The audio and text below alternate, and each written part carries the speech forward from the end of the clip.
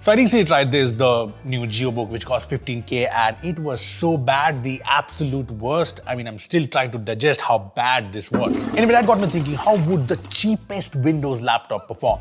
Well, I got this proper 14-inch Windows laptop for 16K, 16,900 to be more specific. So is this as bad as the JioBook? I hope not. Or is it way better? Now, before I get to my experience with this laptop, a lot of us are always looking for a good video converter, and this is where Ice Cream Video Converter comes in. I mean, it's totally free to use, no ads, no limits, and no watermarks. And I also like the simple and clean UI where you can quickly add your videos. Yes, it supports batch processing and convert them really quickly. All the popular video formats, be it MP4, AVI, MOV, MPG, etc. are supported, and this is a great all-in-one tool because there are other features like you can trim videos, add subtitles. So yeah, Ice Cream Video Converter is the video converter tool you need, so download it from the link below. Now coming back to the laptop, for starters, you've got to see the packaging. You just open the box, you were treated with this. God, it'll put more expensive laptops to shame. You get this accessory box, which actually just has the charger, but it is quite neat. You get this nice sleeve-like thingy in which you have the laptop, and I like this, it's a good touch. Then there's the fact that this laptop looks way better than the other 20K laptops I've used in the past. I mean, yes, it is plasticky all around, be it the lid, the palmless area, the bezels, basically everything, but it does not look 16K cheap, right? It is also very portable and sleek for a 14-inch laptop. Even the bezels are kind of narrow when compared to a lot of Chromebooks and Windows laptops in the whole 20K segment. Now, I'm not a big fan of these rubber thingies at the corners. I mean, I know they are there to protect the display from touching the keyboard, but it could have been a little more subtle. Now, this little nitpick apart, one thing that actually surprised me right from the start is the screen. This is a 14-inch screen, so it's not like you have a tiny 11-inch screen, and it is full HD, again, something you don't really expect under 20K. Plus, in almost every cheap laptop that I've used in the past, the screen is always a little dim, washed out, and just feels like there has been some cost cuttings. This screen, on the other hand, is actually decent enough, be it the colors, the brightness is also decentish. It's obviously not a striking, stunning display, but again, for the price, it is very serviceable. I know I've been rambling about the screen, but when it comes to cheap-ass laptops, I think the performance is also a very, very important factor.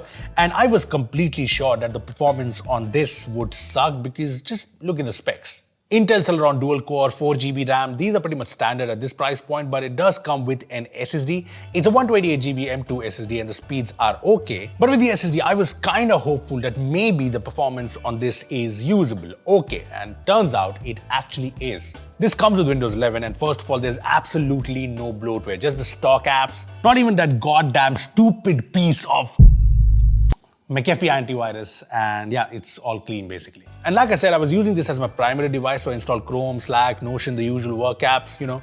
And let me be honest, the laptop does get slow if you have like 20, 15 Chrome tabs open, but if you don't use this laptop like a maniac, you will be able to use it. I mean, it's actually not bad. To give you an idea, the laptop boots to the lock screen in just 12 seconds, and with the login, it goes to the desktop in about 25 seconds, which is pretty good for a low-end Windows laptop. Then there's the fact that I was using this laptop with almost 7-8 Chrome tabs open all the time, Slack open in the background, attending calls on Meet. And yes, it does stutter at times, like apps and things take a second more to launch, but I was able to get through my workday kind of fine.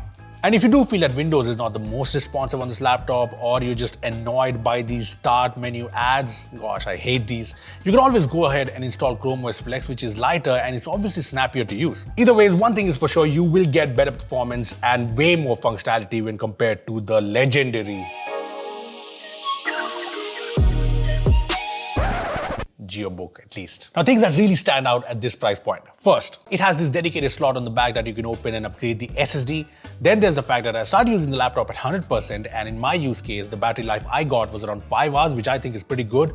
The webcam is a 2-megapixel camera, and it is average, but it's as average as your usual 720p webcam.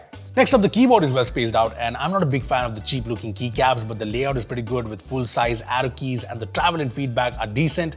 Let me just put it this way, I found typing on this laptop pretty good without any issues. Another thing that stands out is that this has 2 USB-A ports, with one of them being USB 3.0. There's also a mini HDMI port, a headphone jack, and even a micro SD card reader.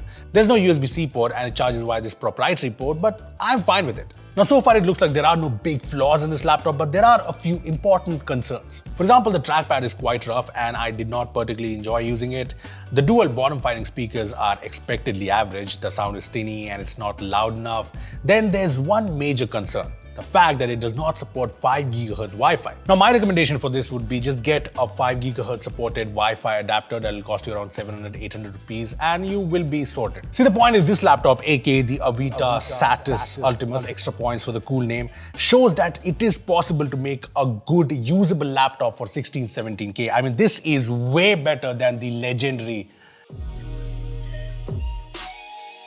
JioBook. It's clear that they've smartly designed this laptop. I mean, SSD, FHD display, 14-inch size, decent build quality, and Windows. So it's like a very well thought out laptop for 16K.